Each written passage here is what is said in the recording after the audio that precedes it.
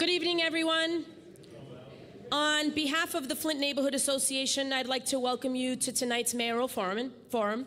Tonight's forum is an opportunity for our community to hear directly from the candidates for mayor.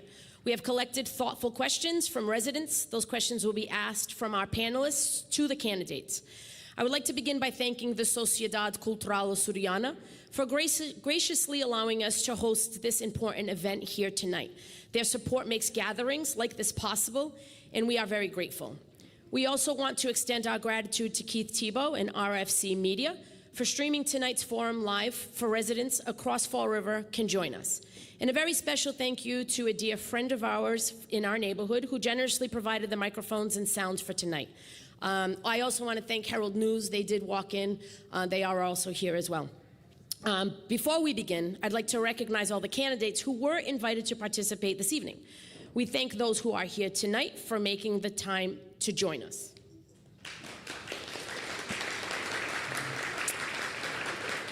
I also do want to note full transparency. Mayor Paul Coogan let us know yesterday he had a prior commitment on his calendar and was unable to attend.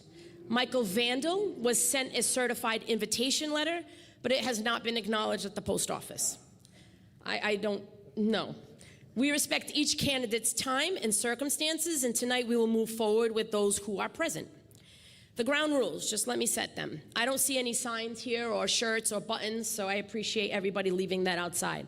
Each candidate will have 5 minutes for an opening statement. After that, we'll move on into questions and answers. Questions were sent in from residents.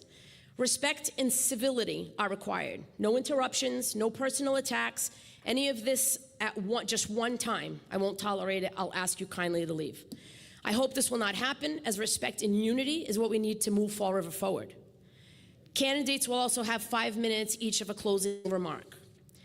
The order of the speaking, we're going to start with opening statements in alphabetical order, starting with letter A. For closing, we'll do the reverse and start with Mr. Sylvia and work our way down to Gabriel. I do want to thank everybody again. Let us begin with opening remarks. Each candidate will have 5 minutes again. Fantastic. Good evening, everyone. Oh, that's loud. Sorry, I'm usually soft-spoken, so that's new to me. So I'm Gabriel Buma Amaral. I am born and raised Fall River resident. I did live in Somerset for a short stint as well. Moved back in 2020 to specifically run for office after I was told that I didn't have a say in the city that I grew up in and volunteered in. And I've been here ever since, fighting for you, my family included, but obviously for everyone. So that being said, I don't, there's no way to prep for these kind of things, right? There's no way to be ready for all this stuff. Who knows what everybody's problems are? I'm gonna look out to do the best that I can. You're gonna see that my answers are truthful, my answers are, genuine, and I'm thinking like you're thinking. I'm thinking as a father, I'm thinking as a parent, I'm thinking as a son, I'm thinking as, you are. An employee looking for work, or a city resident, a taxpayer. I think the way you think. We all have the same goals. The city of Fall River has not been going in the right direction. We are constantly paying more and more and more and getting less. All we see are the same people, the same faces, the same campaigns, the same rhetoric over and over again. I'm here to change that. Everything I've said is my plan to do, and I'm going to do it. The red tape that gets in my way, the connections and the politics that get in the way, I'm gonna do it live, and you're gonna see who's blocking what from getting done. No more games, no more favorites, no more fan clubs. We're gonna get our city back, and hopefully you'll vote for me and help me do it. One city, one fight. So, thank you.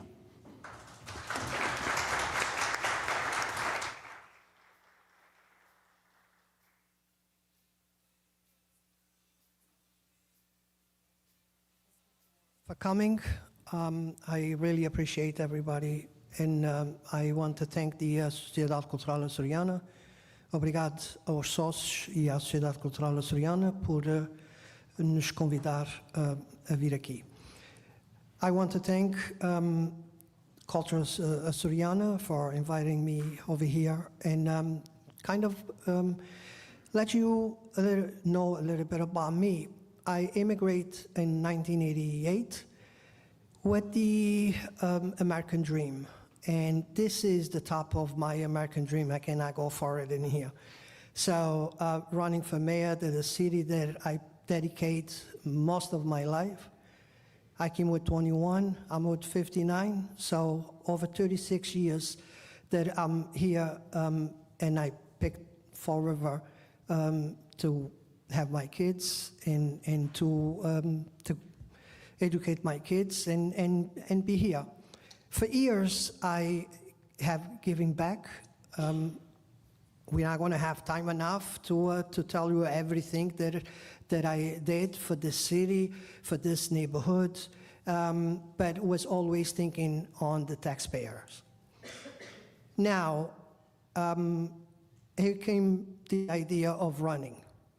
For years, people's been asking me, you should run, you should run. I said, no, I'm not interested. I'm doing okay. I'm helping my neighborhood. But came to a point that I had to jump into the plate, and this is my chance. 2 years ago, I decided to run. So the idea of running, it's out there for 2 years. For about a year, I opened my financial report with the states, and I started really campaigning. But my campaigning started way before that. It's tough for a person to decide to run because everybody knows why. And it's very obvious that he's becoming another recycling campaign in Fall River. We don't talk about the facts, we don't talk about the projects, the plans, we just go and dig in people's lives that has nothing to do with the campaign and all the plans that we have to put forward. So, with that being said, I will have a chance to put out some of my plans if the questions comes that way, but I will be free to sit on your kitchen any time of day and go through my plans and get your support to become mayor of Fall River. Thank you.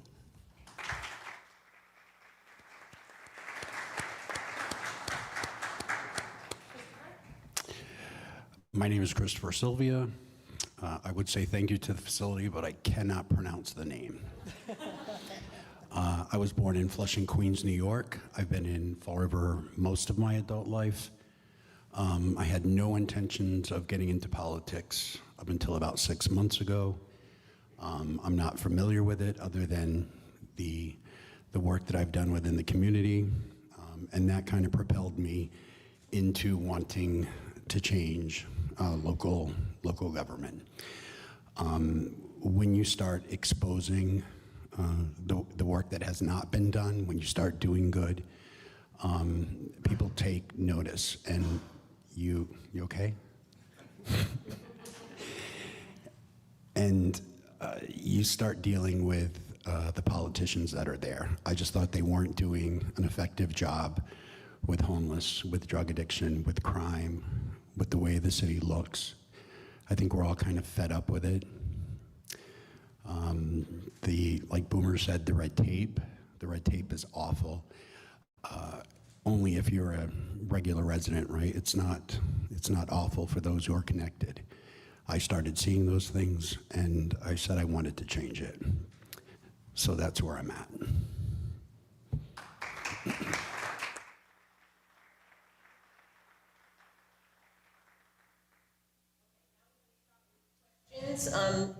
Whoever wants to go first, Laura, Jane? You want to start first? Al, perfect. The first question we're going to start with Caesar, and then we'll go Gabriel, then Christopher.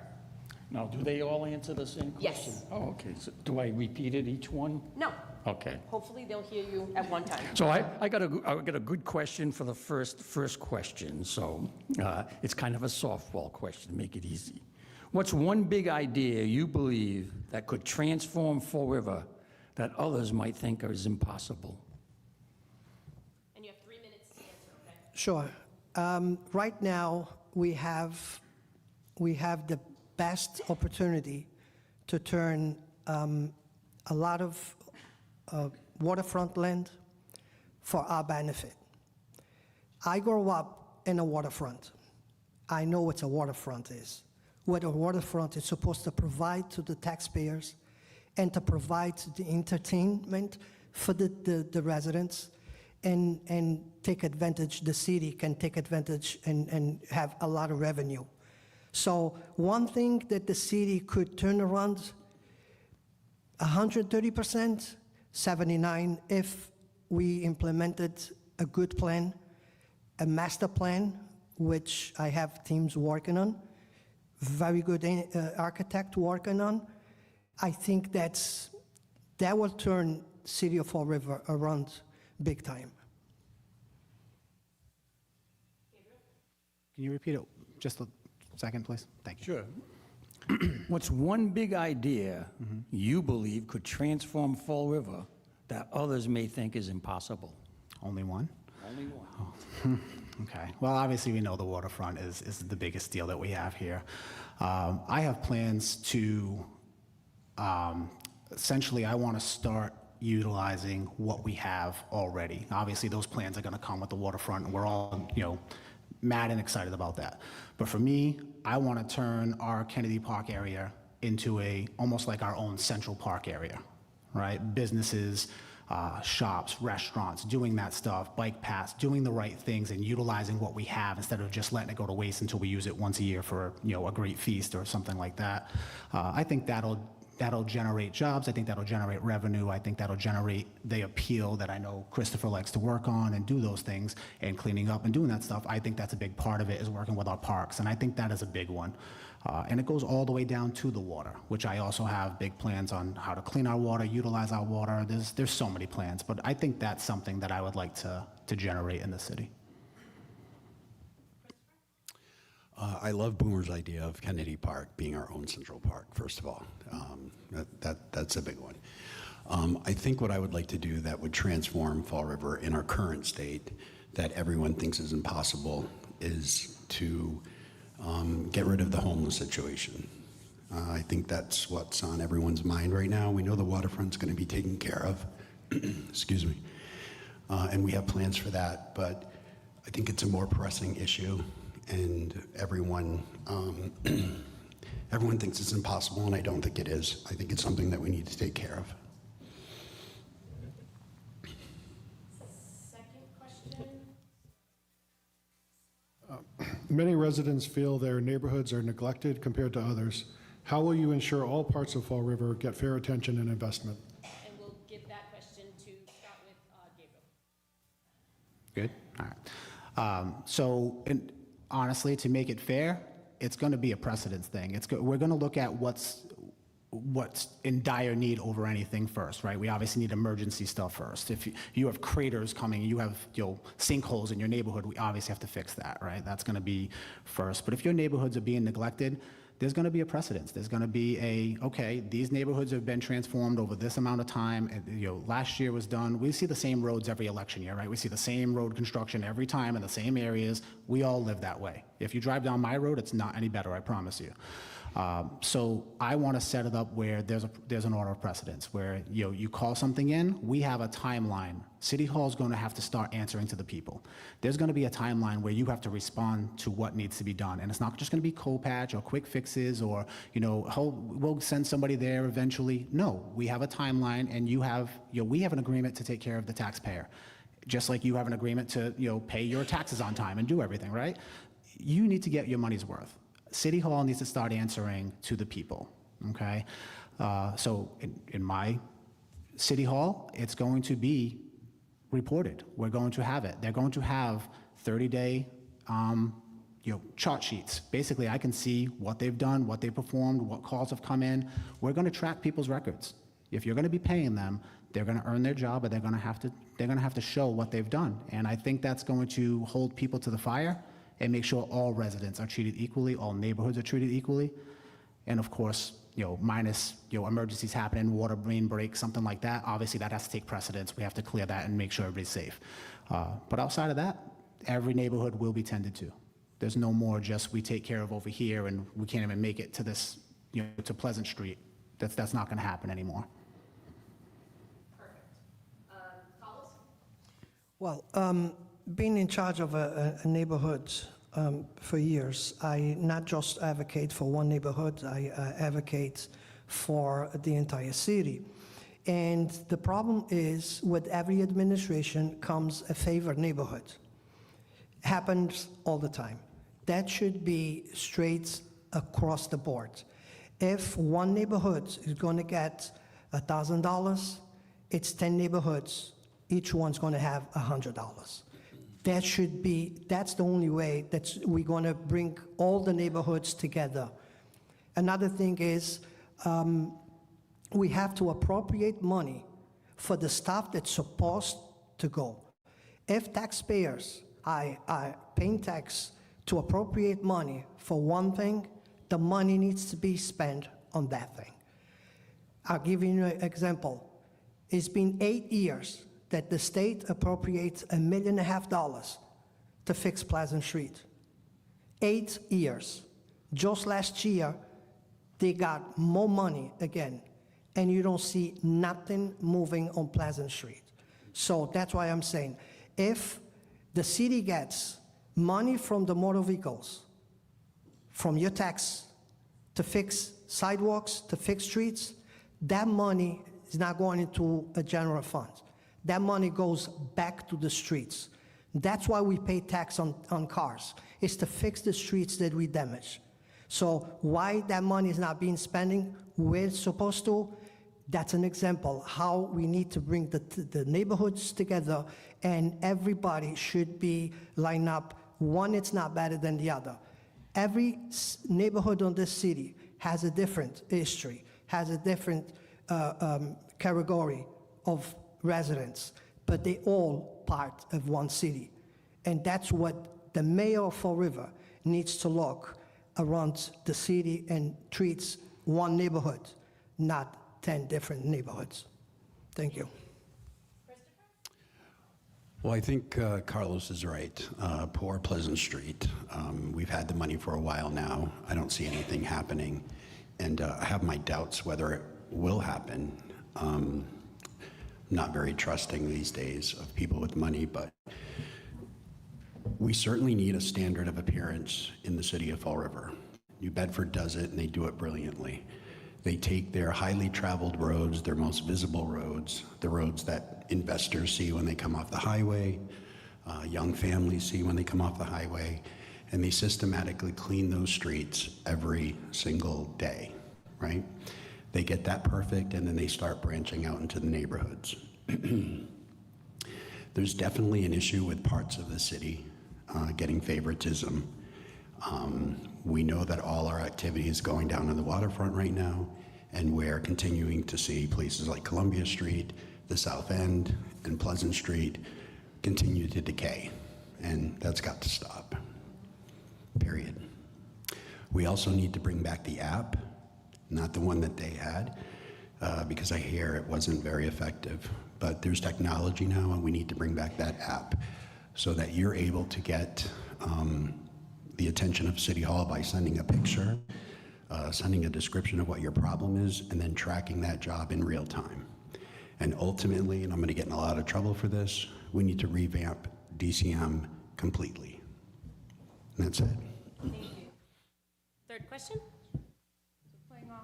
Playing off the neighborhood and city, what you all were just speaking of, in recent years, Flint residents have raised concerns about neglected infrastructure, vacant properties, and limited economic investment in our neighborhood. As mayor, what specific steps would you take in your first 12 months to address these issues, and how will you measure and publicly report progress so residents can hold you accountable? We'll start this question with Christopher, work our way down, so Carlos and then Gabriel. Laura, can you repeat that one more time, please? I can repeat that one more time. It's a very long question. In recent years, Flint residents have raised concerns about neglected infrastructure, vacant properties, and limited economic investment in our neighborhood. As mayor, what specific steps would you take in your first 12 months to address these issues, and how will you measure and publicly report progress so residents can hold you accountable? We have money for the Flint. We're talking specifically about Pleasant Street area, correct, right now? We have money. Again, I don't see any activity, or it's very limited. When I had talked to the mayor, I was told these big grand plans and to hold off on doing certain things because that was going to be taken care of. That was a year ago, right? Things are moving very, very slowly. There is money there. We have people who want to work. I don't see it happening. And that would be the first thing I do, is start getting to these neglected neighborhoods and taking real action. And of course, accountability is something that we don't have right now, but I'm sure all three of us here, that's within our sights, that we want to be accountable to the people and we want to be completely transparent at all times. No, you're fine. No, you're fine. Okay, so I'm very familiar with abandoned buildings, especially on Pleasant Street. I know the owners for years, and we have the same empty buildings, some of them for 20 years. And this, I've been working with two different administrations and asked them for a solution that either the city takes the building back, because some of these buildings, the owner's not even paying tax on. But it's the way the laws are working so slow that it's impossible, because 4 years go so fast, changes administrations, and we have to start the whole process again. Changes the department changes, we have to start all over again. So we have some buildings that finally is getting into new hands. The problem I have with is going to market housing. And every time that the front store changes into an apartment, it's a last chance we have to bring small business into Pleasant Street. Every front store that turns into an apartment with no parking, they have to park on the streets. Every time that I go by and I see a front store turning into an apartment, here we goes our backbone. Remember, Fall River backbone is small business. So every time that an apartment goes into a front store, here goes the chance to have one more pop store there for something. So I will love to put something to help small business come back. We give big money, taxpayers' money, to TIFs and everything for millionaires. Why don't we give to a small business that wants to start over, or somebody that wants to buy a building and live on it? So that's my issues. But the abandoned buildings, it's a never-end process, administration after administration, that I have been pushing and pushing. Thank you. Gabriel? It's going to be accountability. At the end of the day, yes, I said it. Accountability has to happen, and that's on the city, but more so on these building owners, these landlords that just aren't doing it, just not maintaining it, not taking care of it. It becomes a hazard to the city. It becomes, a safe haven for crime, whatever it may be. It's just not working. So accountability, and public accountability. So there's no more hiding behind, oh, this guy donates to this one. It doesn't matter. They're going to be held accountable. Every landlord that owns these properties that have been vacant for years is going to be on notice. Either you're going to fix it, or we're going to find a way to take it from you and fix it ourselves. Whatever it may be, whatever the city needs, however we have to work it out, we're going to have to go after them. You can't just come here and leave it here like it's storage. We're not the trash. We're not the trash company. We're not storage. You're going to come here and utilize it, or we're going to utilize it for you. That's a big part of it. I think accountability on both ends, but we also have to hold ourselves accountable. It's okay. It's important. We're going to hold ourselves accountable in City Hall as well and stay on top of this stuff. We spend so much time trying to over-regulate the working person that's here currently doing it, over-regulate the landlords now and these home buyers and these small businesses. We're over-regulating them, but we're ignoring the real problem here, which is all of the vacancies, all of the dilapidated buildings, the dangers that are there. There will be no no tiffs, no ties for anyone trying to get market rate housing when I'm in office. That's not a thing. I don't believe it's going to help. I'm not against housing. I'm a real estate agent. That doesn't make any sense. I'm not against housing. I'm not against developers. They just need to find another way. These buildings aren't paying taxes. These buildings with 100 units in them, they're not paying taxes. There's no income being generated to the taxpayer, to the city, right? Oh, well, they're coming here and they're using the shops. Well, if all the shops are empty, what shops are they using? So if we're building 14 units in the Flint, right on Pleasant Street, we're building 14 units, where are they shopping? The corner store? Maybe. Okay, fine. Maybe doing their laundry. Great, got it. Is that keeping our city afloat? It's not. So we need to think bigger. We need to think outside the box and actually really put things that are going to work for our city. We need to generate small businesses and start bringing them in. I recruited and did retention for 16 of my 19 years in the military. Thank you. Networking is what I do. Bringing in top talent is what I do. And I have the awards to prove it for 19 years. And I plan on doing that for us. Thank you. Our fourth question, Al? So somebody already mentioned this. We have spent millions and millions of dollars here in the city to tackle homelessness. And the problem is getting worse. So the amount of money spent could have been spent in other ways that would be much more efficient. And so the question is how do you feel about this? Do you agree, disagree? And what would your plans be to address the homeless issue in the city? Starting with Carlos again, and then we'll do Gabriel and then Christopher. So homeless, it's one of the big issues we have in Fall River. We spent last year $3.5 million, and we did not resolve the problem. The money's going for salaries, somebody's getting good pay, but the people that need the help still not getting help. So it's easy to call the cops and just kick everybody out with not giving a solution where these people is going to go, because they're going to go to another place again. So here's my thing. And working with my team, we identify so far 300 homeless. We cannot treat the whole community the same way. One shirt don't fit all. They all have different problems. And believe it or not, some of them, it's so easy to resolve their problem. They're still working. They're still driving. The problem, they cannot afford the $2,000 rent, which is so easy. The city owns a lot of land, a lot of land. Why don't we, and the taxpayers are not collecting money on those lands, why don't we identify something, some places, some land that we can put tiny houses? I'm in favor of tiny houses. If it's going to start the process to fix the homelessness, I have no problem with that.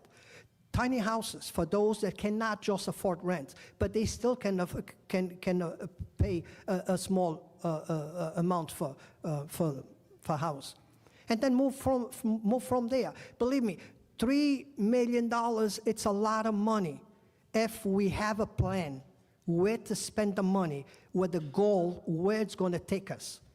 $3 million for homelessness right now is not taking us nowhere because it's no plan. People that need help is still going to need help next year, because guess what? We have $3 million to spend, and we're going to have $3 million coming next year. But if we budget $3 million to actually help the homelessness, we can fix the problem. We're not going to fix every single problem. We're still going to have problems, but the number, it's so small that we're going to have the hand of it, and we can fix the problem.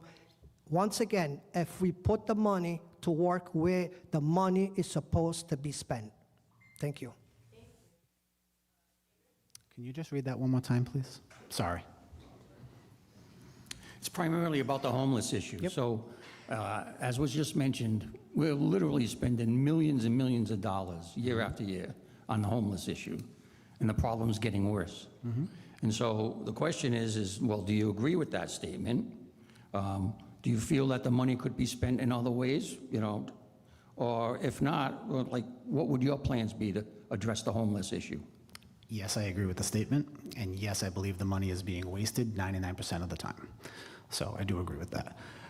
So I've identified several buildings and different options that I'm currently working on with a few people. I have some meetings set up with 2 of our healthcare providers, our main healthcare providers in the city that do a lot of business here. It's statewide, I guess, but definitely in the city. And those meetings are to address a lot of the mental health issue that we have with our homeless. Yeah, unfortunately, they didn't ask for this. They didn't ask for all the doors to be closed in their face. They need help, right? We have to create a place for them where they can be correctly diagnosed, medicated, so a team. I'm going to put a team in place that's going to, so instead of having this team that goes out now and just gives them blankets and tents, I want that team to actually get out there and work with the Medicaid facilities, the health, mass health, whatever it may be, getting these people correct, right? Getting them diagnosed, documented, everything ready to go, getting them back on their feet to where they're stable. That's one. And so I do want to work with that. I have a plan with several buildings. I'll give you, a sample, I guess. My goal is to close RPA and put our children back in school where they belong. Those kids are not just going to be left there to rot and forgotten about because they want to worry about numbers of certain schools and their prissy schools. The kids need a chance to go to school and have positive influences as well.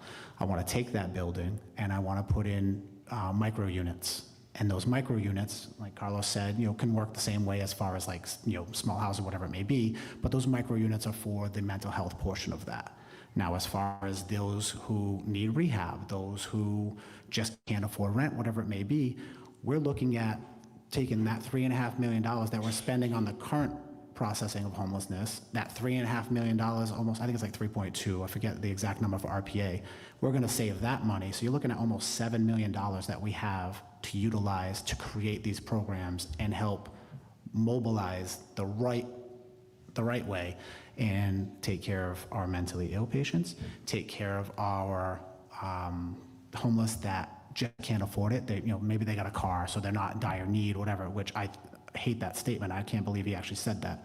However, they need a home. They need a place to be. Our kids need a place to be. I'm a foster parent, I'm an adoptive parent. Like, I take in kids all the time. So I don't want to see kids on the streets. I don't want to see families on the streets. Thank you. So for me, there is a plan. It's a lot bigger than just what we can do in a week, but I assure you that plan is going to take care of homelessness and eradicate it, exponentially get rid of it at minimum. You can't take care of everything. But for the most part, it's going to clear our streets and take care of the people the right way and the proper needs that they have.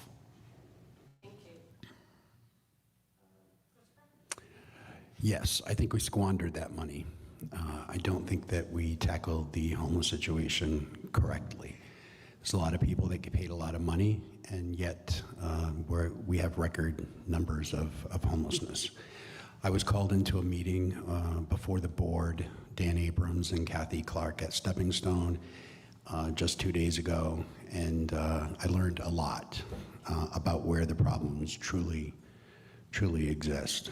We have dual diagnoses. We have a perfect storm right now. We have high rents. We have drug addiction, mental illness, and we have an inefficient homeless coordination going on here in the city. So my plan would be to start out tackling the drug problem, zero tolerance with drugs in the city of Fall River, start tackling the addiction issues, start calling in people from other states like Rhode Island, who's doing wonderful jobs with their homeless population, because it's affecting everything in the city. On my ride here today, I got stopped at Bedford and Robeson and got asked for money from a homeless person. Turned the corner by Portugalia, and there's someone sleeping in the ATM. Came up Pleasant Street, and there's 2 camping out behind Shalmar. Is it Shalmar? I think, Ethan Allen. And that's just the ride here, right? So it's starting to spread all over the place. We've done an abysmal job with the homeless population. A lot of people got paid well. A lot of people continue to get paid well. And the population is exploding. So shame on the city. Shame on all of us, actually, for not not bringing that all together and coming up with an efficient plan. I think at this point, we need to start calling in experts. We don't have any experts in the city for homeless. Sorry to say. And that's it. Thank you, Christopher. Question number 5. Jason? Fire and EMS staffing and resources are always concerns in our older city like Fall River. How would you prioritize funding and support for public safety services? We'll start with Gabriel. Okay, can you say that one more time? Sorry. Fire and EMS staffing and resources are always concerns in an older city like Fall River. How would you prioritize funding and support for public safety services? They are the priority. Without public safety, we have nothing else. Like, if we're not safe, what's the point of rebuilding and doing all this stuff? What's the point of bringing in 100 units if we don't have the firefighters to fight it? Something happens, right? At the end of the day, they are the priority. I do believe we need updated data to make sure we get the proper funding. You know, I plan to work with the fire department very closely, police department very closely, EMS. I want to make sure we have everything they ever need. Manning, whatever it may be. You know, I get called out on both ends. It's like, hey, you're gonna give them more people, and they're gonna take away their overtime. Well, what do you want me to do? Do you want me to staff you or not? So, and then it's, you know, hey, if you don't staff them, then the bill is too high, and you're giving them all the overtime, and now it's costing the taxpayers money. It's public safety. It's gonna cost the taxpayers money no matter what. But the good news is the money's already there. We're looking at over $500 million budget. We have the money. It's the overinflated positions that we have everywhere else that are taking from our first responders who need that money. And they're going to get it. That's the best answer I'm going to give you. The fire department, police department, EMS, our first responders are going to get the money.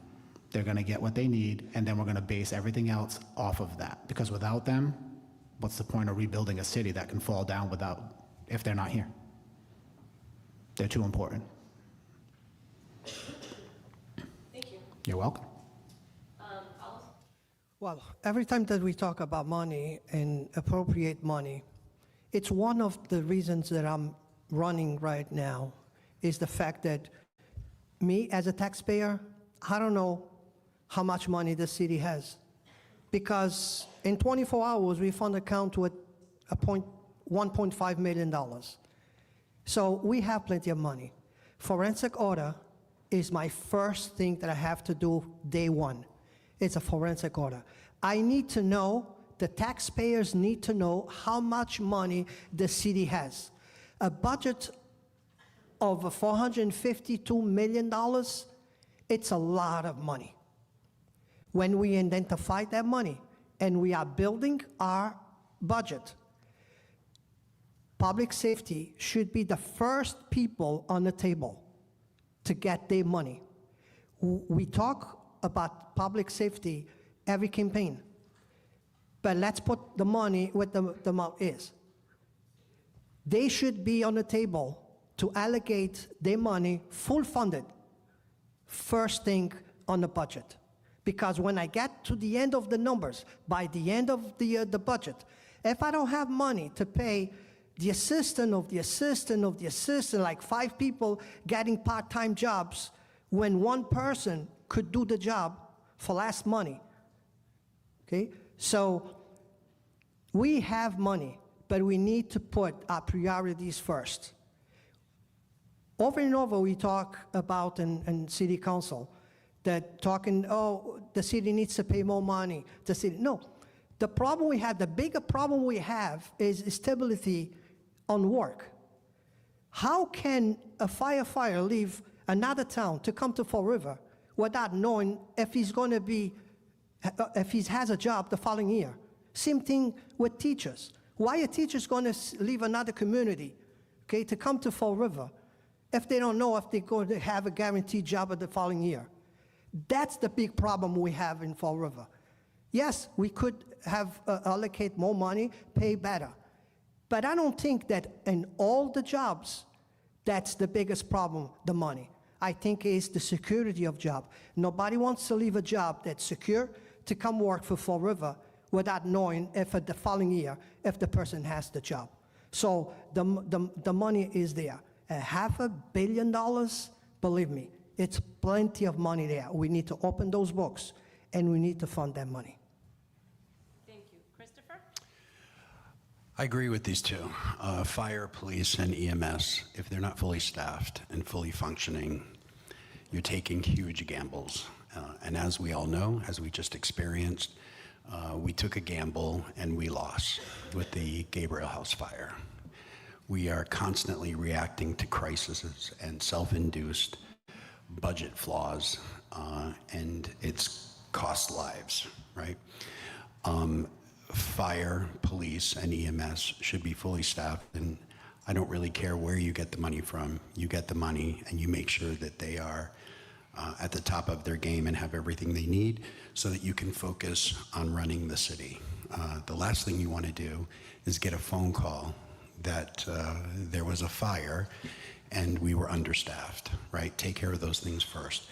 That is your number one priority to protect the residents of Fall River, period.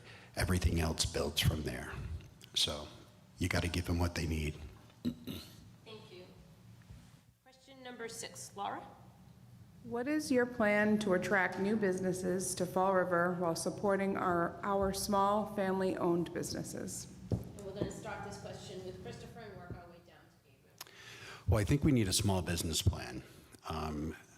As someone who's opened a small business, I remember it took me 7 months and 34 trips to City Hall. It took going from one department to another department to another department, and none of those departments knew what the other one wanted or needed.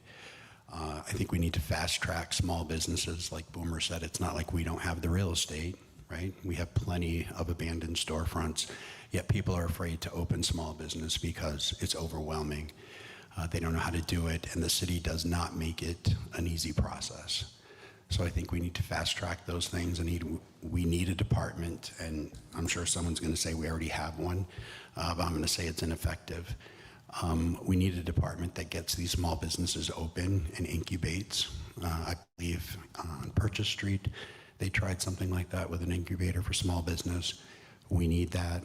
We need to grow it.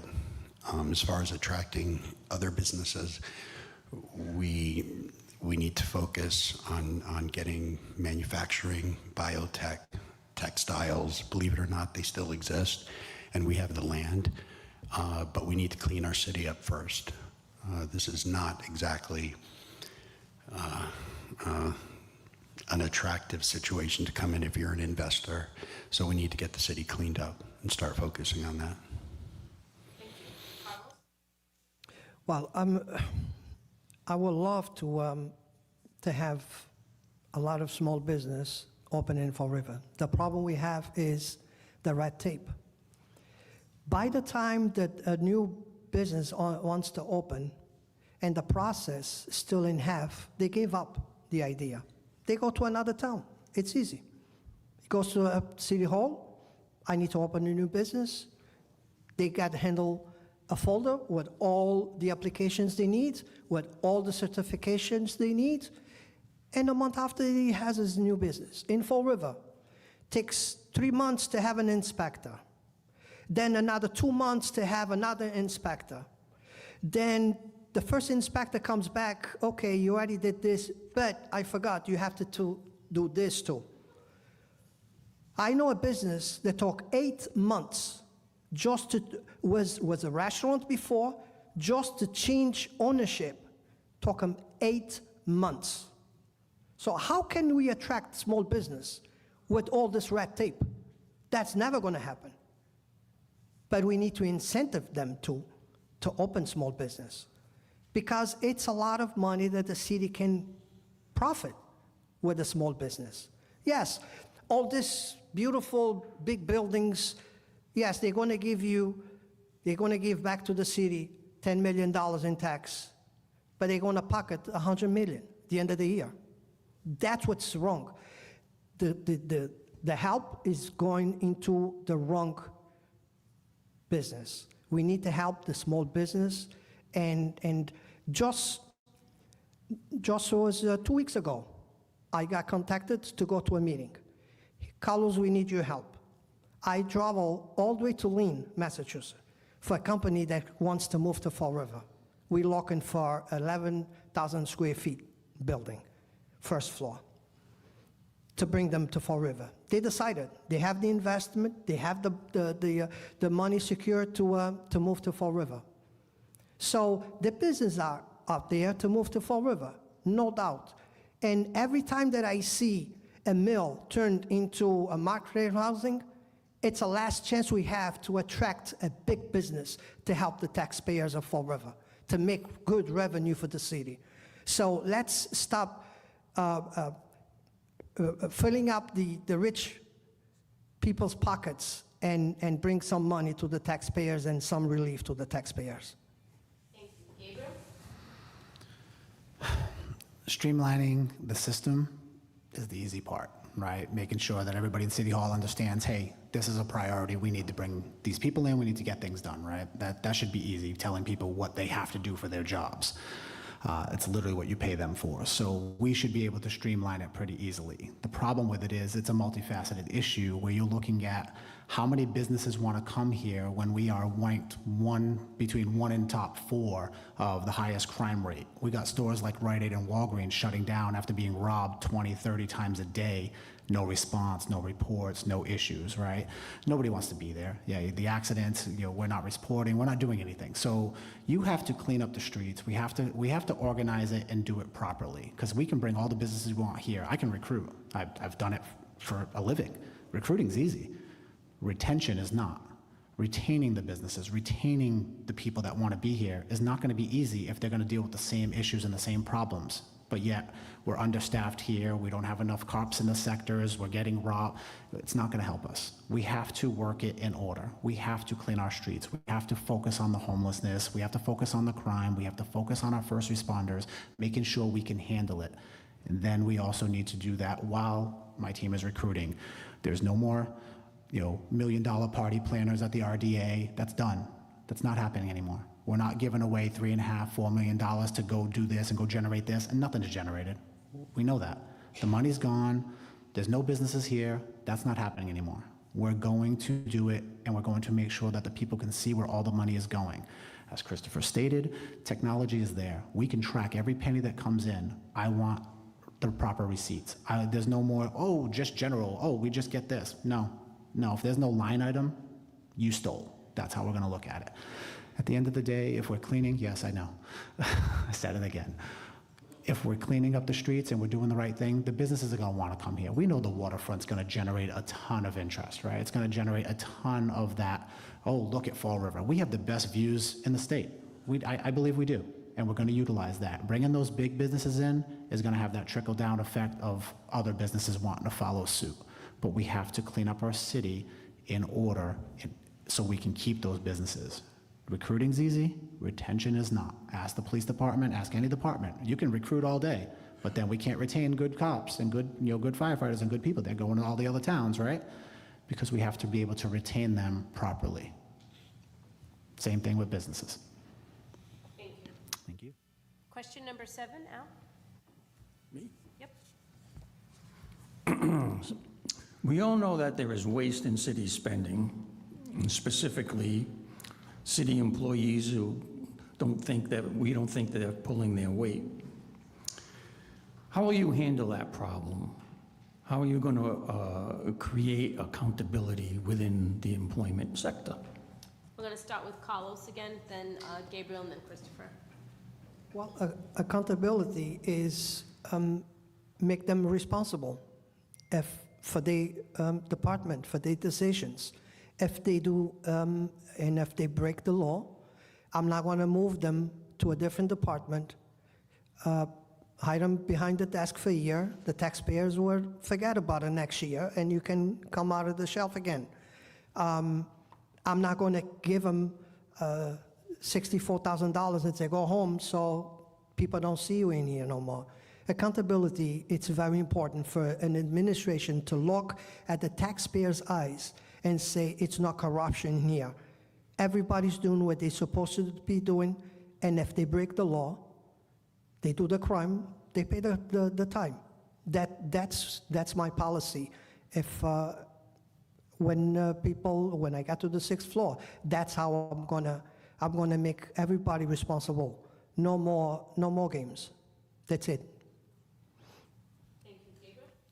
I'm sorry, can you just repeat it? I want to make sure I answer it, to the fullest. Thank you.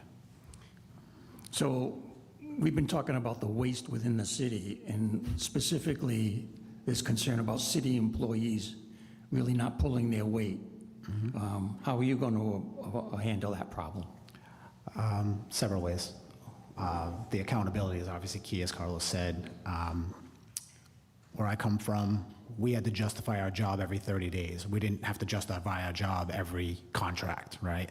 There was no everybody's automatically getting a raise just because it's in the budget and we're going to raise it to 2.5% and we're just going to do it anyway. That's not going to happen anymore. You're going to have to show us. You're going to have to justify it. There's going to be a track record. You're going to have. You want these department heads, want to make this kind of money, you're going to have to track your employees, you're going to have to track yourselves. And it's my job to rate them, right? So based on what they've brought in, what they've done for the city, where the taxpayers feel they are, that's going to be their, accountability. So we're going to have a justification system where they have to tell me, what did you do these 30 days? What did you accomplish? What came in? How much of it was accomplished? What are the holds up? How can we help as well, right? Because some of it has to go upstairs, some of it has to be signed off, right? I'd imagine. So there's accountability for everywhere, but it's going to be documented accountability. So now when people are coming in and they're saying, oh, we're automatically going to get a raise, or we need more money because that's just what they do. They go in front of a bunch of people and they sit there and it's like, we spent it all already, so we need more. No. You're going to have to work within the budget you're given. That's one. The accountability is going to be there. It's going to be in writing. So there's no, oh, I had a meeting with him and everything's fine now. And no, the taxpayers are going to be able to see. They can request it. You can do FOIA requests. Councilor Peckham's great with those. He can grab those for you all day, right? There's plenty of councils that could do this. Get the paperwork, get the documentation. They're going to have to prove it. So the accountability part is easy. We also have a problem with, it's not just people not doing their jobs. We have too many people in the job. When I have 4 supervisors and 6 workers in the same field, that's a problem. There's zero need. So now I'm paying $150,000 for both of these. That's $300,000, and I'm only paying these guys $54,000. I can get rid of 2 of those and hire 4 more of those and still save the taxpayers money. That's what we're going to do, because now the job is getting done. I don't need a supervisor to the supervisor. I just don't. If you can't handle it, then we had team leaders. I didn't need a battalion commander in my watch, right? So at the end of the day, yes, third time, we're going to make sure that the accountability is there.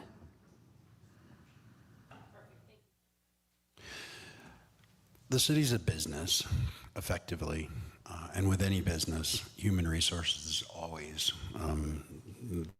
the number one challenge, right? I think the inefficiency and the lack of productivity is rampant around the entire city, and it's extremely visible to us, right? We see the lack of productivity in the city every single day, whether it be crumbling sidewalks, whether it be going to City Hall and no one's at the office, whether it be weeds everywhere, whether it be the people we pay for our homeless situation.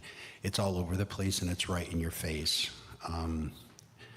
There's no denying that we have a problem with productivity in the city.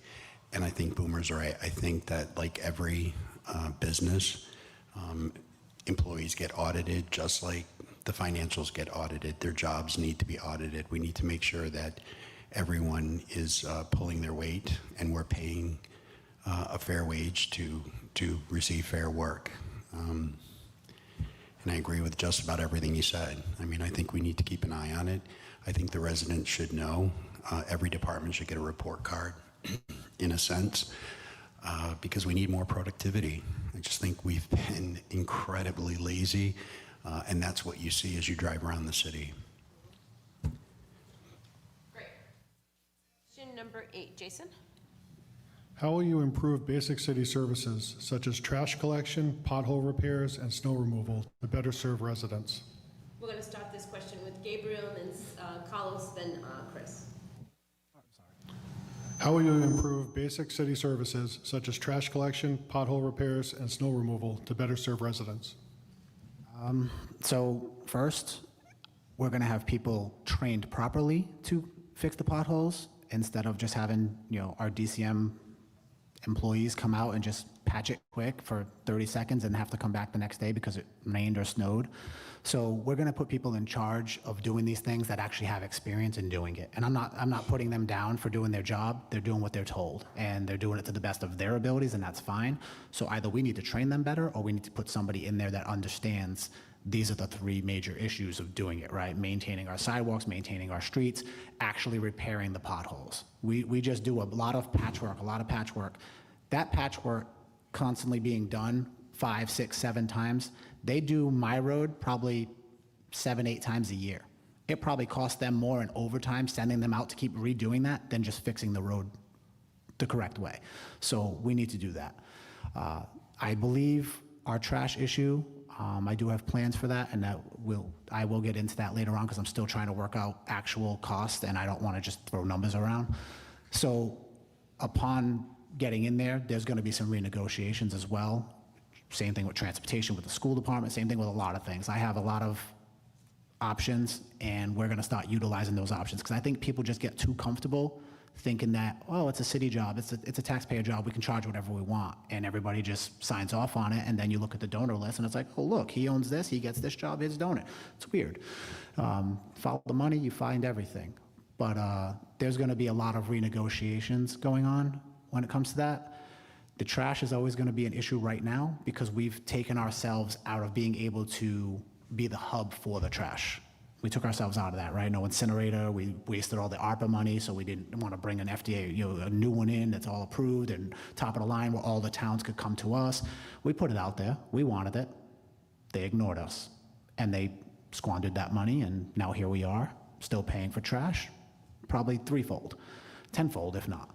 So we are definitely going to have to work on the trash portion as far as the renegotiations, but as far as the streets, it shouldn't be as much work as everybody keeps making it out to be. It shouldn't be as expensive as everybody makes it out to be. I worked in water and sewer. I understand what it entails to do the job. Why are the gas companies, electric companies, they're all digging up the road and doing a horrible job repairing the roads, which means we end up with the cost again. That's going to stop. If they're going to do it, they're going to do it correctly, or they're not going to be able to. We'll have to find another way. So holding them accountable, holding these other people accountable that are working on these things has to be done. Well, I feel bad for the city employers, especially DCM, because they really understaffed. They get pulled to 3 different places in one day, and they need help. They need more people, just like the parks or cemeteries. They need more people. They struggle to get a truck. The other day was a fight at city council to get a truck, 1 truck. So that's how bad it is. When it comes to trash, let me just remind the taxpayers of Fall River. 10 years ago, we bonded $8 million to buy 7 brand new trucks, trash trucks, after the employee got hurt on the back of a truck. Less than 1 year after, we sold those brand new trucks, less than a year, for $1.1 million. And we still had to pay. The taxpayers still had to pay the bill. Then I put the question on the ballot with the friend of Michelle Dion. I put a question on the ballot if the taxpayer want to do a transfer station. We got 10,055 votes saying, yes, let's build a transfer station. Where we will be today, 10 years after, if we had built the transfer station, we will have jobs. We will be collecting trash from surrounding areas to Fall River. Big revenue for this city, which the taxpayers should not even worry about paying for trash for the rest of their lives, okay? But then happened. The administration looked at it a different way. 2021, this mayor put a task force together. I have in here the reports. If he had agreed with these people and the ideas they gave him, the recommendations they gave him, we would be paying $106 a ton today, versus $240 that we're paying right now. So administration after administration, they don't care. They take their decisions. They put these people together, work for 3 months to take the recommendations and put on the trash. I got contact for some of these people. Say, Carlos, if you become mayor, this is the solution to resolve the trash once and for all. Again, that's our third time that we're going to try to resolve our trash problem. Just on the trash, the taxpayers lost a lot of money, and I just told you why. Infrastructure and trash, I can tell you that we have huge issues. I hear about it every single day, how roads get covered and recovered and uncovered and dug up, and hear about it every day. I'm not comfortable answering the question. I just don't know enough about it. I could say I could do a million things for you, but I just don't know enough about it. So I would surround myself with engineers and people. We have a great engineer in Aguiar. I would surround myself with people who are experts in that field and share my vision of a clean city, walkable sidewalks, and streets you can actually drive on and make sure the job gets done. Love to answer that question, just don't have all the facts right now. Thank you. Laura? What's one lesson from your personal or professional life that you believe will help you as mayor? We're going to start this with Christopher and work our way down. Getting beat up all the time. That'll be a big help. I think I've had to overcome a lot. I think I've struggled a lot. I think I've overcome it. Maybe not the best way all the time, but I know how to build bridges. I currently have friends who are crazy on the right and friends who are crazy on the left and friends who are crazy straight down the middle. So somehow I've gotten the gift of building bridges, and I think that's extremely important to rally a community and rally a city, which I've been known to do once or twice. So I think in learning that skill, that'll go a long way. No mayor runs this city alone.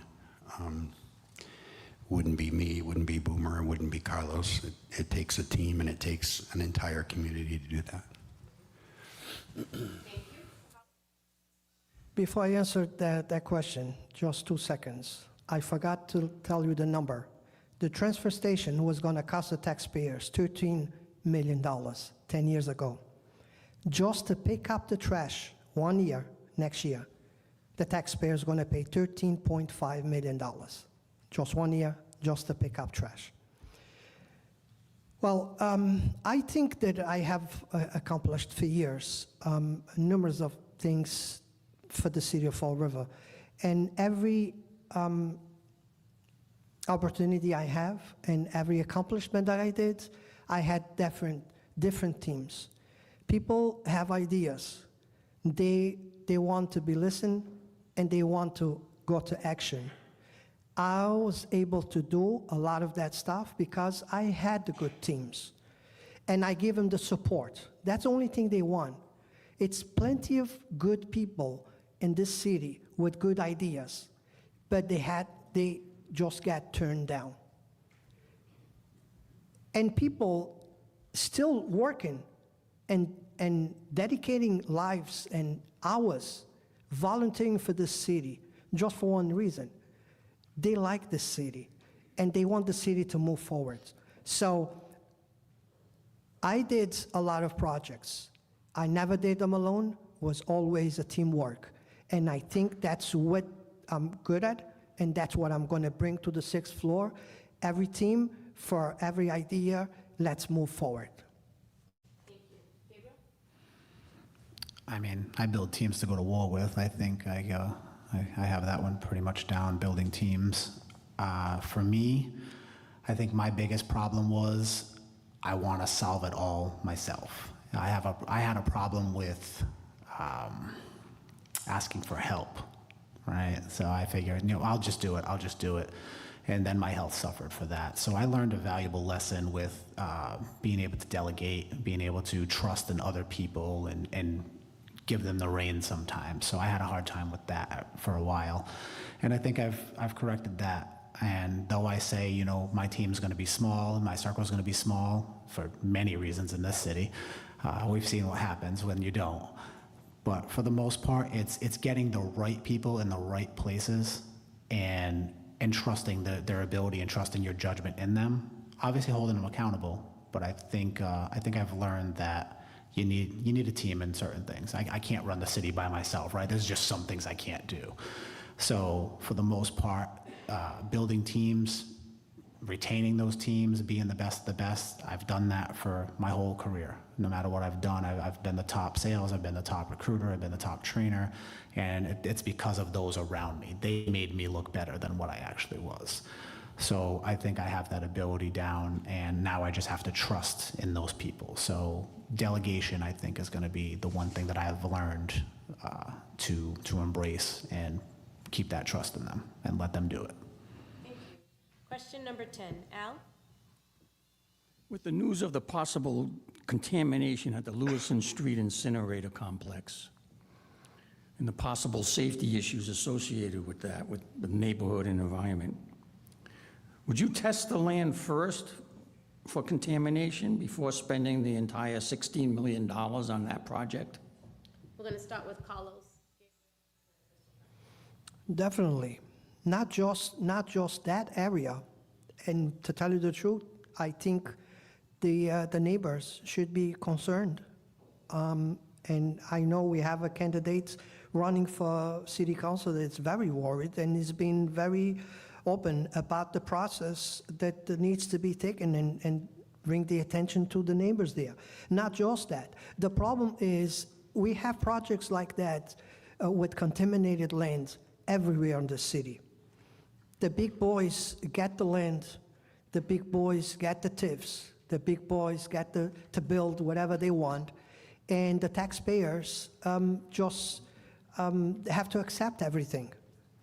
Everything that comes from the 6th floor has to be acceptable. So I don't think, I speak for myself, but I'm pretty sure that, you know, every candidate on this table will agree that we need to investigate. Usually I say it, and in Portuguese, it's a Portuguese say, se não é bom para mim, não é bom para ninguém. If it's not good for me, it's not good for anybody else. That's my view. Thank you. Gabriel? Yes. There's no other answer needed. Yes, I would absolutely do that. I wouldn't want my kids living in that. I wouldn't want anybody's kids living in that. And my goal is to protect my family. My goal is to protect yours as if they are my family. It's the same way. Absolutely. Obvious. It's obvious, yes, absolutely. I'm not going to be the one to say no on this one.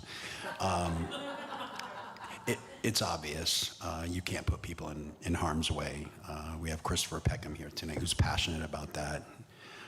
It's a disaster waiting to happen. So absolutely test it and test it and test it again. Thank you. Question number 11, Jason? Okay, time for hard ones. If you had to name Fall River by one song, what would it be? We're going to start this one with Gabriel, and then Carlos, then Christopher. All right, I'm going to need you to read that question really slow while I think. One song? Oh, God. I don't know who wrote that, but that's a terrible question and a great question all in one. So thank you, and don't do it again. I got nothing. Okay. Very, very few times.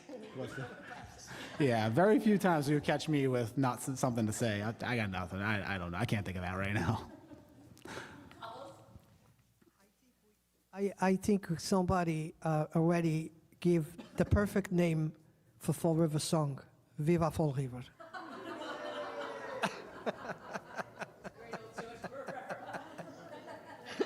Christopher, take it away. I'm going to agree with Carlos on that one. Viva Fall River. We had to add a break the ice kind of question, right? That was good. All right, question number 12, Laura? Where do you see Fall River in 10 years, and what's your plan to get us there? And we'll we're going to start with Christopher, and then Carlos, then Gabriel. I see Fall River in 10 years, God willing, vibrant, a beautiful waterfront, but our neighborhoods that have been neglected and are decaying and have been ruined, I'd like to see them fixed first. And I want to see those. I want to see Amazonia back up so I can get a nice suit on Pleasant Street. I want the East Main Street area to thrive with the barbershops and the salons and the bakeries. I want the South End to continue thriving. I want to get these smaller neighborhoods back to where they should be. We're primed to have a bunch of little micro neighborhoods in the city that are represented by an association, a strong association that has teeth and has a voice in City Hall, not what we have now. A thriving waterfront, young families, good education, great schools. I want to get us off those awful top 10 lists of worse and be happy and thrive. Well, in 10 years, if we don't have 20 mayors, we will be in a good stand. We will be in a good place, okay? I'm not hoping to be there in 10 years. I think I can do the job in less than 10 years. But I can, with the right mayor and the right city council and the right direction, I can see the city of Fall River as when I immigrate here. That's the best, I think that was the best years. 1990, 1995, what a brilliant city.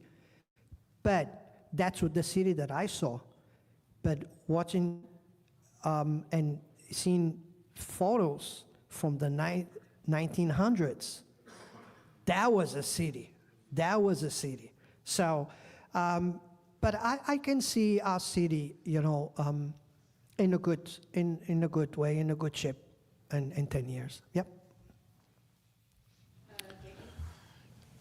Prideful, educated, filled. You know, you walk around, all you see is empty. I want to see, and I believe we can work to do this, not only just getting it done, but the people actually seeing it can be done. I think once I'm in there, once I get in there, and the people can see like, oh, it really can be done with this kind of money. We really don't have to keep just raising our taxes. And they can start holding people accountable.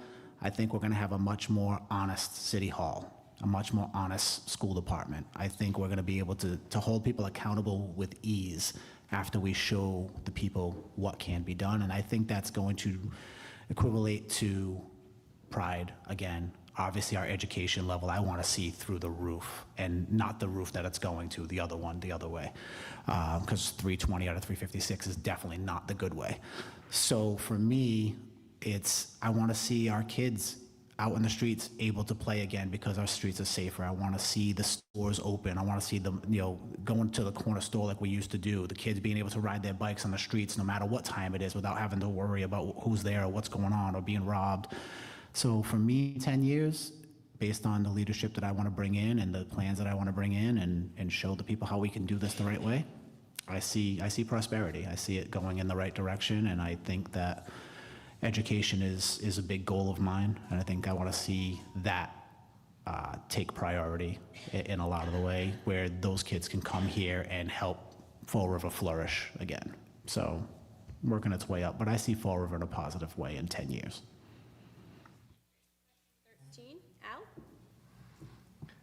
How will you ensure that with all the city contracts and all the economic development that's taken place, that Fall River residents can get some of those jobs? I'm sorry. We're going to start with Carlos again, then Gabriel, then Christopher. I'm sorry. Now it's my turn to ask for the question again. Okay. I lost you the first part. Yeah. So with all the economic development and contracts that are taking place within the city right now, a lot of big corporations are grabbing all of this stuff. How will you ensure that city residents, Fall River residents, can get some of those jobs? It's funny that you mentioned that because I was just talking to somebody not too long ago that said, and I agreed that economic development opportunity, it's on 79 right now, okay? Because all the other economic development that's going around the city is for a few, not for the taxpayer. And it's going to be hard because this administration is holding back and hiding a lot of contracts that's going on 79 right now.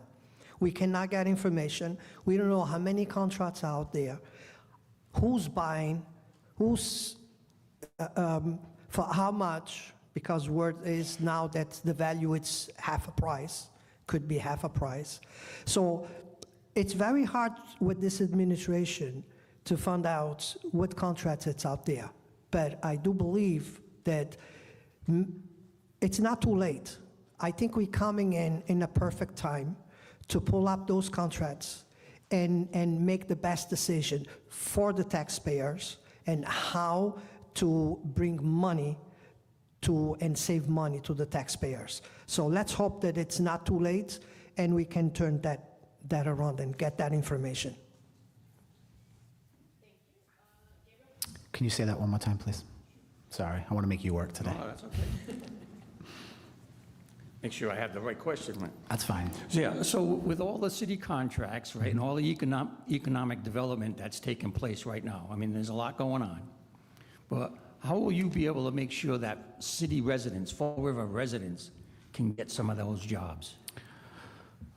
Several ways. I mean, don't donate to me if you think you're going to get the job, because that's not going to be the answer. I'm not this guy. So that's one. Two, I would say make it competitive. You know, make it competitive where, hey, hometown companies have the advantage, but everything's going to be a bid system, because at the end of the day, we still work for the taxpayer. I can't sit here and say, I don't want to just pick a company and think I'm picking on them. Say Century Paving wants this job and they're $100,000 over this guy from Bridgewater. Who would you rather me give it to, right? I want hometown to get it, but I can't cheat the system. So we're going to make those bids public. I'm going to make those bids for everybody to be able to see. There's no more hidden doors. There's no more, oh, do it under here so you don't have to put it out to bid. That stuff's not going to happen. The jobs are going to go to bid. And when the bids are finalized, obviously I can't put it out as they're doing it because that would make it unfair.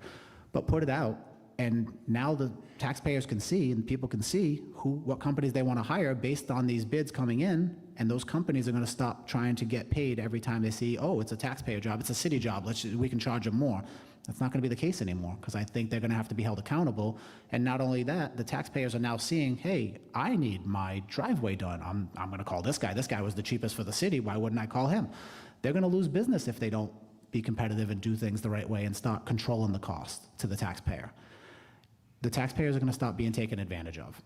And I think the only way to do that is to let the people see what's really going on, where the money is going, where their money is going, more importantly, and who's doing what.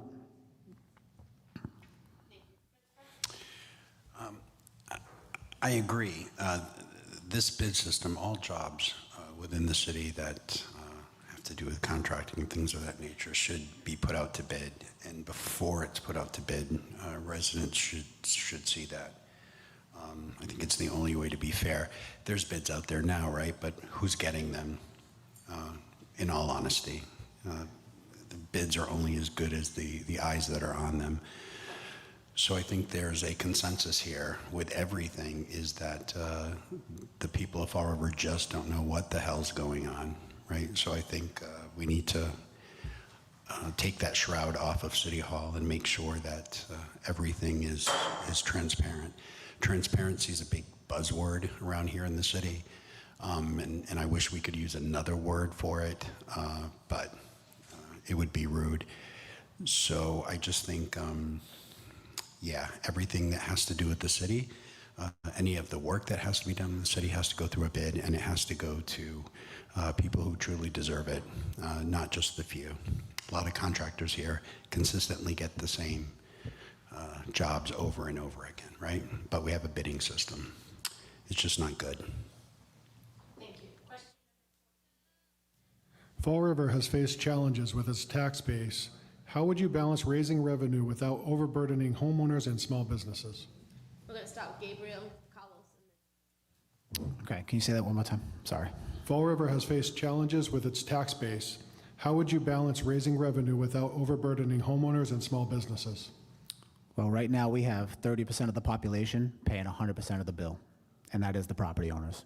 There's no imagination in City Hall, there's no answer, there's no nothing. We need to fix that. So one of my plans is to work with zoning, work with all the property owners that can do it. And it's not for everybody, I understand that, but like I said, no more tips and ties for the 100-unit buildings that don't bring in any revenue. I would rather, you come to me and say, hey, I have this plot of land, but it's 5 feet over a variance. I want to build a 3-family here. I would rather give you that variance, give you the extended money that you would need to do that, and build a 3-family, 4-family, 6-family. I don't really care. At the end of the day, I'd rather you do that and build that for $200,000, $300,000. Now, that property is paying taxes. Your rents can be lower because you don't have these $1 million mortgages, so you can help on one end with the rental issues and the cost of living issues, and we can help on the other end where we're still getting the units, we're still getting the properties, but we're actually getting buildings that are paying taxes as well. So the homeowner generates wealth for their family, the tenants can save and be able to afford a cost of living, and the city gets paid. Everybody wins. Working with the taxpayer, not abusing the taxpayer. I want to lower taxes immediately. The second we do the audit and find the money, my first goal is to, obviously, first responders, and then I want to lower taxes for the elderly community. If my taxes go up, which they have exponentially in the last 6 years, conveniently, they've more than doubled in that timeline. If their taxes go up, they can't just go out and just go get another job or go work more hours. That community has done their time. They've worked, they've earned it, they're there. Most of them on set incomes. We have to stop doing that to them. And I want to lower their taxes. I can go out and go work more hours and figure it out and complain at City Hall and go to City Council meetings and yell and throw things, right? That's not going to help anybody. It's not going to help them. We need to help them. And I think we can do that by utilizing the current properties that we have, the land we have, and helping them generate more money while easing their cost of living as well. I think it helps all of us. Well, I'm going to give you an example. If you have a budget yourself, home, it's only 2 ways that you have to bring it back to your number that you feel comfortable, okay? Either you're going to cut your expenses, or you're going to find another job to bring more income so you can afford what you're buying. The problem that Fall River has is every time that Fall River needs money, they go after the taxpayers. They never think outside the box. How can we make revenue, new revenue? I'm going to give you just one small example. The city of Fall River, the water department, owns about 30% of the land in Fall River. They buy the land, they fence the land, we taxpayers lose tax revenue from that land. Why don't we have that land making revenue for us? It's plenty that we could do with empty pieces of land. And I understand the water department buys the land so we don't disturb the water pipes. But it's a lot that can be done in a piece of land that is not going to disturb the pipes. Okay? I have a friend of mine that has a camper, and every year he goes by the Braga Bridge. He says, I never stop in Fall River. I wish Fall River had a campground that I can hook up my camper, stay a night in Fall River, go to a restaurant, okay? That could be done with land that we already own. We don't have to buy land. We own that land. That land should be making revenue for us instead of us just fencing in so nobody can walk there. That's just a small example. How can we look outside the box and get new revenue for this city? It's plenty out there that we can do to bring new revenue to the city to help the taxpayers. Thank you.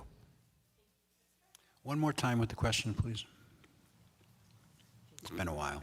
Fall River has faced challenges with its tax base. How would you balance raising revenue without overburdening homeowners and small businesses? We have all kinds of ways to raise revenue in the city. We just don't use them. We have ordinances that could be enforced. We have tourism that can be jumped up to a really effective tourism program that could raise revenue. But I gotta say, it all goes back to basics. Listen, we're not gonna get any of that investment.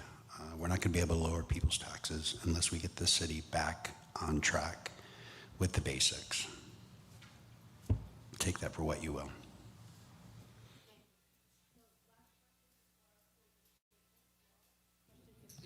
Okay. If you had to describe Fall River in one word, what would it be and why? We're going to do Christopher. One word?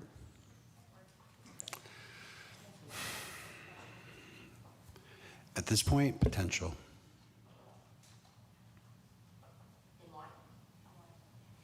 What is it? Oh. I just think we have a ton of potential, especially since we've had years of wasted potential. There's so many things we could be doing to improve the city, not just to attract investors and not just to attract employers, but for the residents. I think the residents of the city of Fall River have been somewhat forgotten, and we need to bring it back. There's a ton of potential in the city. Never ending. City of kindness. Fall River always comes together. How big is the disaster? Fall River always comes together. Fall River looks over the neighbor. Fall River, that's one thing that I love about Fall River, and I will not change Fall River for any other city, is the kindness that this city has. We struggle, but we help each other, and we always survive. So that's the city that I love it for, that I fall in love. When I got dropped off on Alden Street at 3 o'clock in the morning because my flight was late, like always. But that's the city that I fall in love. I went for about 2 months to East Providence.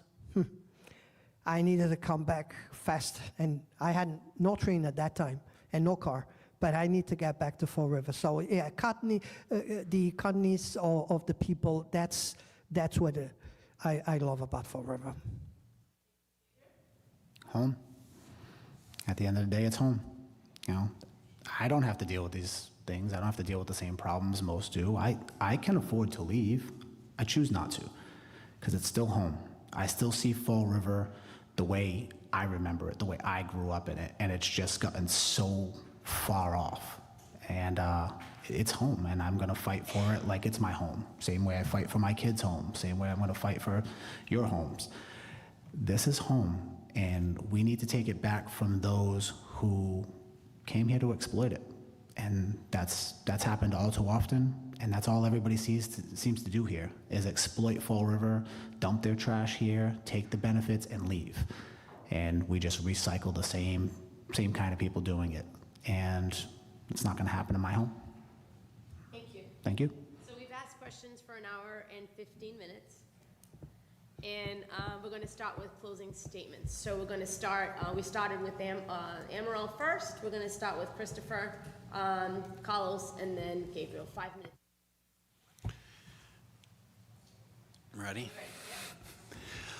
I think we learned a lot tonight. I think we can all agree that transparency has been an issue, accountability has been an issue, that there's a shroud over City Hall that's existed for a really long time, that we all have plans. I feel like we all sincerely want to do this for the right reasons. I don't think we're in it for self-gain. I know I'm not in it for self-gain. It doesn't pay enough. I know Boomer's not in it for self-gain. He gets paid more than he would being mayor. I think we're all in it for the right reasons. And I'm excited to do it for the right reasons, finally. Thank you. Well, first of all, I want to thank Amaral and Christopher for coming in here.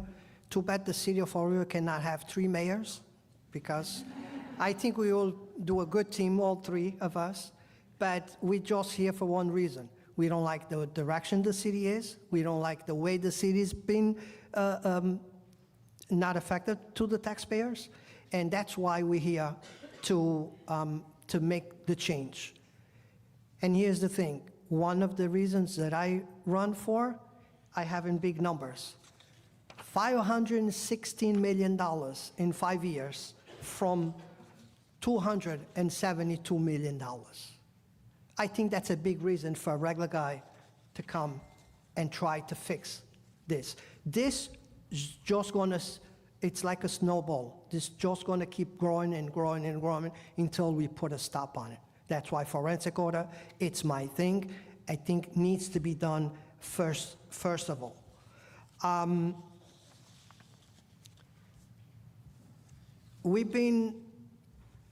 being attacked because I'm Portuguese, because I don't speak English, because people cannot understand me, but I'm being with this Portuguese speaking in here, helping the taxpayers, helping the city for 30 years.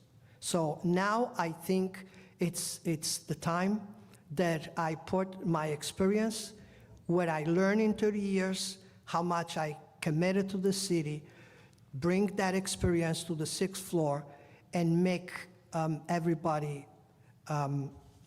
help everybody. Most important, we need to take our city back from this dictatorship. Retaliation, that's a big issue in Fall River right now. I have people that don't want to sign my papers because of retaliation. They're afraid that the mayor's going to send inspectors to their home. I don't want people to put my signs on their property, afraid that he's going to retaliate against them. We need to stop this, or else it's just going to keep growing. Okay? So it's a lot of reasons why we need to take this administration out in September and give the 2 of us, I don't know who, the 2 of us, the chance, the taxpayers, to turn the city around and pick the best candidate. So let's go out and vote. Let's get it done. City needs a new beginning because the future, it's ahead of us. Thank you. 1 second. I understood everything you said, so you're fine. Thank you, Chris. I think we all agree what's going on for the last decade or so is just not working. It's just not working. We have lost it all. We've gone nothing but down, and we need to fix that.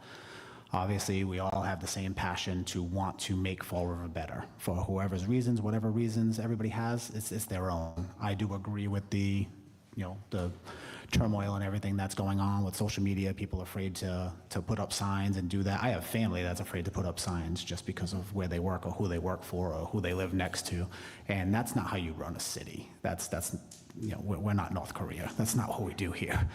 So for me, my next generation's here. My daughter's right there. That's my campaign manager. I have 6 children. I'm a single dad. I understand what life costs. I understand the concerns that every family deals with. I understand every time they leave the house, you're worried about where they're going, who's around, are they safe, are they okay?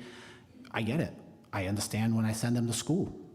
Are they getting educated? Or are we fighting over what this teacher believes in? Or is there even a teacher in the classroom because they're just sitting in a cafeteria? I share all of those concerns with you. I'm you, and I assure you every principal in my kids' schools knows exactly who I am. I make sure of it. The superintendent knows who I am. The mayor knows who I am. I've called him directly with these issues and have been ignored. So as much as it is personal for me, it's not the way a city should be led for anyone. So for my family, for your family, that's who I'm running for. And I'm running for those reasons to make sure we get Fall River back on track. I really do believe this is the most critical election you're ever gonna have. This is where we've gotten the most money we've ever gotten in the last 6 years, and it's gone. These people have lost their minds with how ruthless and loose they've been with your tax dollars. You can't allow that. You have to hold us accountable. I have to hold me accountable. You have to hold me accountable. We have to hold everybody accountable. I'm going to do that. I've done it for soldiers. I've done it for hundreds of soldiers. I'm pretty sure I can handle City Hall. I do want to be the next mayor. I do look forward to serving the people. I know what serving my country is like. I know what selfless service integrity is. Nobody's perfect. We all have our, lives and nonsense that we've dealt with, right? At the end of the day, yes, 4 times. I keep saying that, and I keep saying I'm gonna stop. That's why I said that. However, we all want the same thing for the city. I want for your families the same thing I want for my own family, and that's how I'm gonna go to work every day, fighting for my family and knowing that I'm helping all your families. So please vote for me.